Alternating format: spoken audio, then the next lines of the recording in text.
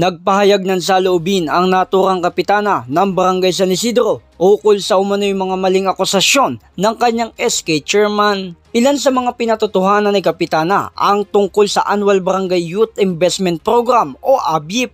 Yung sinasabi po niya na pinipigil ko raw yung projects nila, na kesyo gusto na raw nila magpalaro, gusto na raw nila magproyekto. Unang-una, kaya hindi po sila makapag-project kasi wala po silang Annual Barangay Youth Investment Program or ABYIP. Yan po ay requirement ng kahit kami po, ito po malinaw.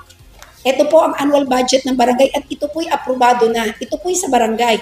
Ang SK po, may sarili po sila. Yun nga po yung Annual Barangay Youth Investment Program na up to now, hindi pa rin po nila na ipapasa.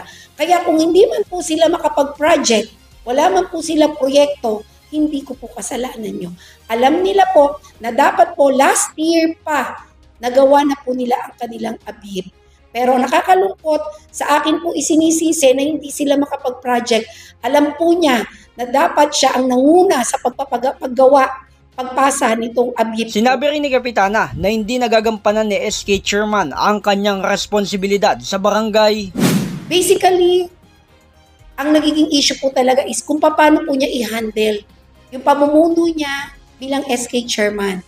Kung paano niya pakisamahan yung kanyang mga SK kagawad, yung buong SK council po. To be honest, nung time po na nagka-issue kami, ang SK at ang barangay, majority po kakampi po niya. Majority ng SK kagawad kakampi po niya. Wala po silang proper coordination. At alam po yan ng SK chairman dahil since November last year po, up to this very moment, hindi ko po yan nakakausap ng personal except pagka may ilang beses na sesyon na hindi rin naman po kami nakakapag-usap tungkol sa mga... Sa ngayon ay ipinaliwanag naman din ni kapitana ang patungkol sa Fidelity Fund ng Sangguniang Kabataan. Ang SK po ay may sariling bank account. Sila po ay may sariling bank account na sila lang po ang pwedeng makapaglabas pagdating sa pagpoproyekto nila, project nila, pagpapasahod nila. Ang tanging responsibilidad po ng barangay ay i-transfer yung 10% share nila sa NPA, sa pondo ng SK. At may dokumento po ako magpapatunay, na yan po yung pinroseso namin. Timong Fidelity Bond na up to now, hindi po niya inasikaso. Nakausap po yung treasurer niya as early as I think February or March. Nung tinanong ko siya bakit hindi sumasahod ang SK kagawad, ang sagot po sa akin, hindi po naaasikaso yung Fidelity Bond. Kasi nag-inform po ang Land Bank na expired po ang kanilang Fidelity Bond. So accordingly, ang sabi sa akin ng SK Treasurer ay busy daw po si Chairman. For the record po, hindi ko po hinaharang yung Fidelity Bond nila. Ang akin lang po, ang gusto ko lang pong malinaw, wala po silang ipine-present sa akin ni isang dokumento na sila ay nag-asikaso ng kanilang... Naglabas naman rin na manifesto ang 7 SK kagawad kontra sa SK chairman na kanilang mariing na itinatanggi ang akusasyon laban sa kasalukuyang kapitana. Samantala, sa aming pagsadya sa Department of the Interior and Local Government o DILG, aming nakapanayam si Provincial Director of Rizal na si Leonel L. Dalupe kung saan kanilang binigyang pansin ang issue ng barangay.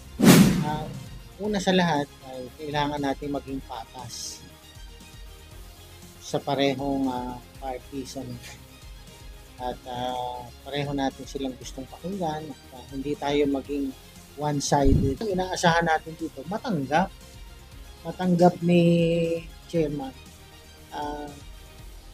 dyan yung sagot ng kapitan. Tapos hintayin natin kung siya ba ay masasatisfy. Sagot na, yung bahagi na sagot ni kapitana ay may mga kahilingan na hindi nagagawa di umano sa bahagi ng SK chairman. So, pagkalooban natin sila ng pagkakataon, especially dito sa bahagi ng SK chairman, hintayin natin siya na makasagot kung satisfied siya dun sa sagot ni up. Ano.